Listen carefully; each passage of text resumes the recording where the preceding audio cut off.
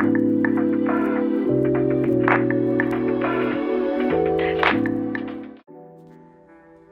guys, what's going on? It's Q-Zone here. So before we jump into today's video, I just want to wish you guys are all having a beautiful day.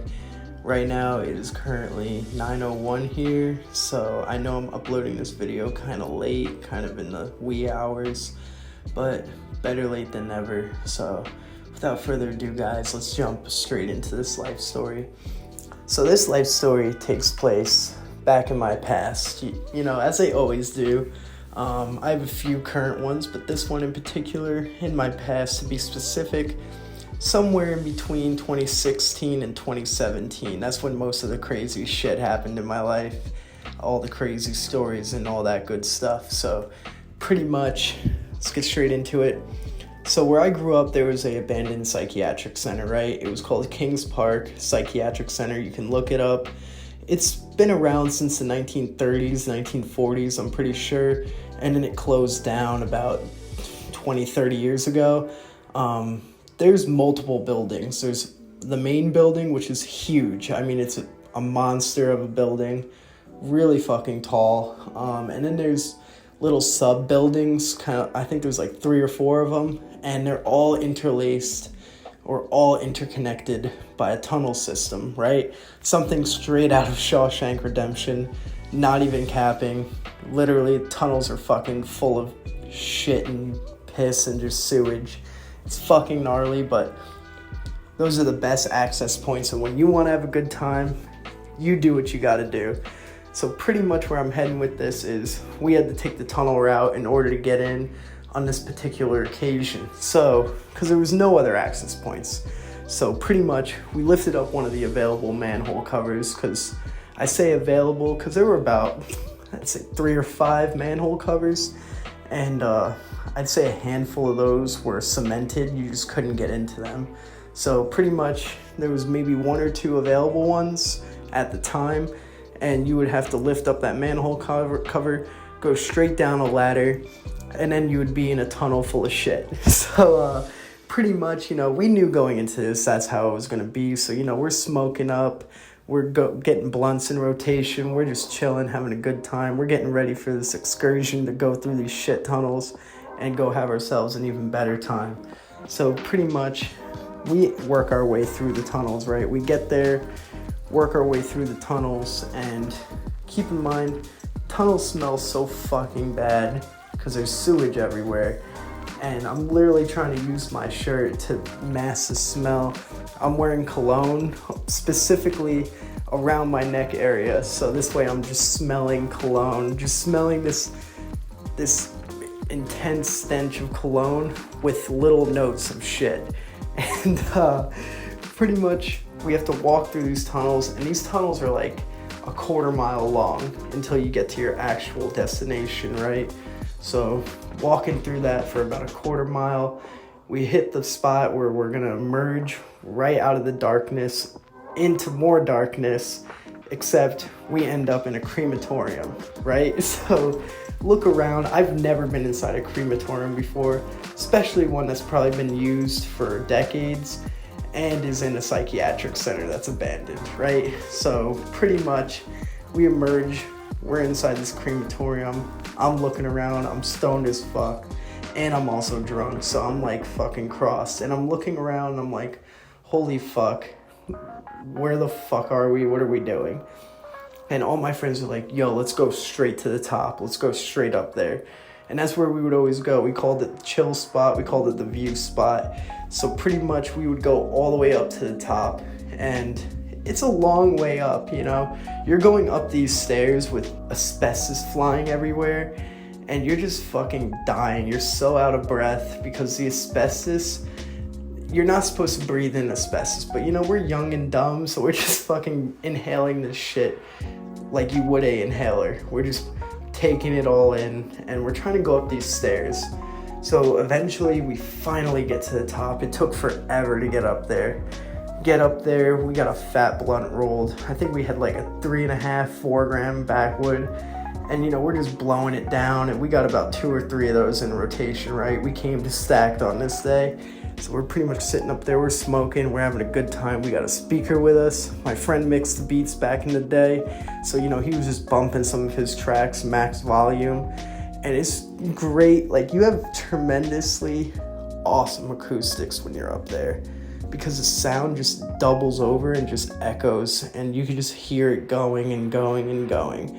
Because at this point, you can see pretty much all of Long Island from up there. And for those of you that don't know, Long Island is located in New York. It's literally, if you're looking at world maps, it's to the right of New York City, right? So I said right twice. But pretty much you can see almost all of Long Island from up there. And, you know, we're up there, and it's pretty much, the sun's pretty much all the way down at this point. I mean, you can still see a little glow from where it's setting, but terrific view. And we're just chilling up there, we're smoking, we're vibing. And my friend's like, hey, you guys see those lights down there? And we're like, yeah. We look down, and there's more people coming up into the building. And, you know, we're yelling down at them, they're yelling back. And we realize what they're yelling back. Now, the location we're in, not the best location, right? Really not. So we realize that they're gang members at this point. And we're about 10 heads deep, so we got quite a few boys with us, you know? So, you know, we feel all right. And from what we could see, there was like a handful of them. So, but, you know, still it was a little nerve-wracking, you know, because we're all smoking, we're high, we're all crossed. And, you know, we're just chilling, having a good time. And this gang in particular is just known for being a violent gang. So we're just keeping cool, doing our thing. And pretty much then, about an hour or two later following that, we see the police arrive. And the police come, and they got their spotlights on. They're looking all around the building. And we're all fucking just completely wasted, gone. And my friend starts yelling down at them. He's like, fuck you, you're a bitch. Just starts going off on these cops for no reason at all. You know, he's going nuts. And I'm like, oh my gosh, we're gonna get fucked. Like, everybody's got drugs on them, illegal drugs. And there's a bunch of people that are underage, hammered, and high. It's just not a good situation. A lot of my friends back then were into some crazy shit. So, you know, they had some questionable things on them that would have landed them a lot of time up in the can, you know what I'm saying? So pretty much we're like, you should probably not aggravate the police. Like, let's just be low key for a bit, maybe they'll leave. Nobody had that in mind. Everybody was just going in. Eventually I started going in because at this point, you know, it's fun. You're all the way up there, they're all the way down there. They can't really do shit, right? You can't be touched, you're all the way up there. So pretty much I was wrong. Wind up making our way down the building at some point because we got to come down. And they're still out there. You know, they got nothing else to do. They're still waiting. And we happened to find an exit because we were just so fucked up. We couldn't figure out how to get back to the crematorium in order to get into the tunnel, go a quarter mile, emerge out of the street, and pretty much be scot-free, good, no skin off our back, just good to go. We're rocking it. Not the case. So we find a big ass hole in the wall, right? I don't know how the fuck we missed this hole in the wall. See this big ass hole in the wall, and pretty much looks like it's been there for a while, you know? I don't think a hole in the wall just emerges out of nowhere, because this looks like it's been there for quite some time. So we go through this huge hole in the wall, and somebody grabs my arm. So my first instinct is I'm throwing an elbow, so I throw an elbow back. I hit something, some kind of equipment, felt like plastic or a radio. And when I hit him, he goes, fuck, I got hit. And he yells that out, and he says, they're over here.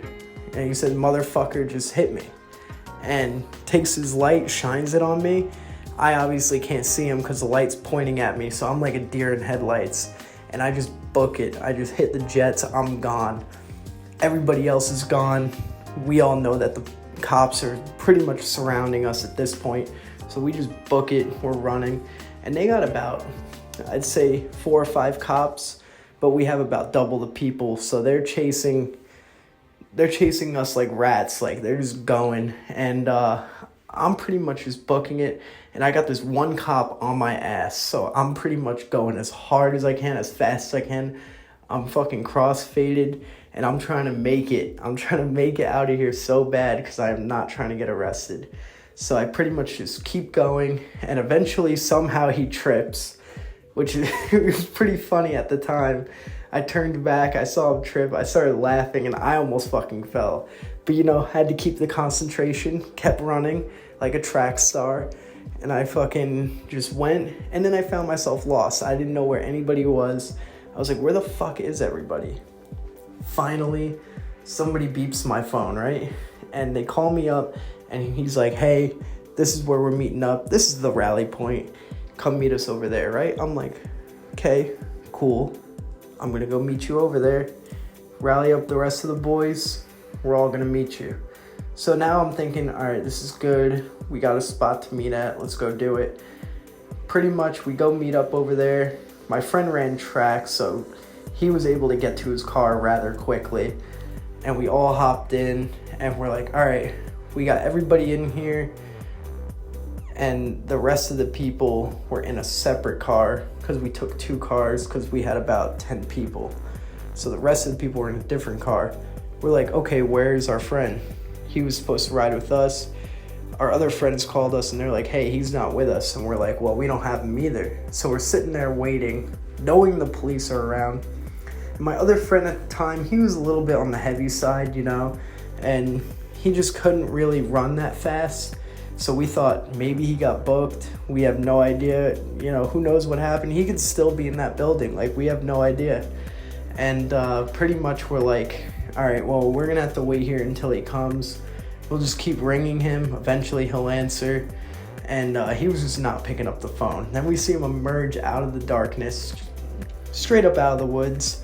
And he's stumbling heavy. He's got a beer bottle in his hand. He drinks it, he throws it on the ground. And he hops in the car. The second he hops in the car, about 10, 20 feet behind us, an undercover cop was sitting there. Happened to be sitting there right in the street, and we happened to park right in front of him. Flashes his lights, comes out, and he's like, who threw that bottle? And he looks and he's like, oh, it was you. And my friend is piss drunk. He is so hammered. He drank at least a whole 24 pack of alcohol straight to himself. I'm pretty sure they were like Dos Equis or something. Drank it straight to the face. He was piss drunk. Plus he smoked a fuck ton of weed. He was done for, you know, and he never drinks. So for him to drink all those on his own in about an hour, 2 hours time, you know, he was pretty fucking drunk. And he's not able to keep a conversation with this guy. So I try to butt in. I try to be on his good side, you know. I try to get him out of this. Guy's like, hey, get out of the car. Come in with me. Pretty much, I tell him. A few of my other friends told the cop, hey, he didn't have that much to drink. He's good. We know how much he drank. You know, there's no reason to really treat him like this, you know. Then my one friend, he always did this kind of stuff. Always was low-key a snitch in order to save his own skin and to save other people's skin, but mainly his own. He was like, officer, that's wrong. He actually had about 20, 25 beers. I was like, man, this boy just dropped the bowl of soup, dropped the fucking Zupa de Pesh right on the floor, and literally fucked this dude. And him and the cop get into an altercation. He ends up going to the drunk tank for the night. We end up making it home. We end up rallying up about 2 days later. Crazy shit. This type of stuff happened all the time. I have so many stories about this one place in particular, amongst many other places that we went to. But this one was by far the craziest place where all the craziest shit happened. That's just another life story for you guys. I hope you guys enjoyed the video. If you did, like, comment, subscribe. If you didn't like the video, hit the dislike button. Love you guys. Q Zone out. Peace.